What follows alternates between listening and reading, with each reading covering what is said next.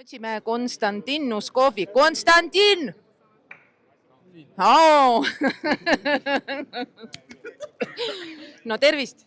Tere, tere! Sulle meeldib puuri ääres uriseda? Mulle meeldib kõik teha, mis on seotud fightimisega ja mis on seotud minu paarilisega, mis on seotud minu oponentiga. Olen valmis siin, olen siin. Kas sa panid tähele, et peale seda, kui sina siin näidistrennis urisesid puuri ääres, Sandri story'sse tuli kohe ilus pilt, kus sa niimoodi natuke pikali oled? Mulle saadeti küll seda, aga noh, see on AI, Photoshop, mis iganes see on, aga I don't care. He never can knock me out or knock me down, you know. I have iron chin. I have iron will to win, and I have everything for this guy today, tomorrow, and the other days of the week, you know.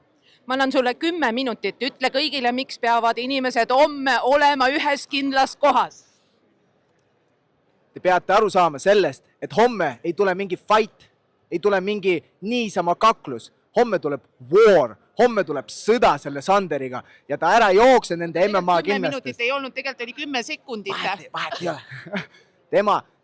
tema ei jookse ära, nii et tulge homme vaadake, kuidas ma teen temast seda, mida ma olen rääkinud, mida ma olen valmistanud ja mida ma hakkan homme näitama teile.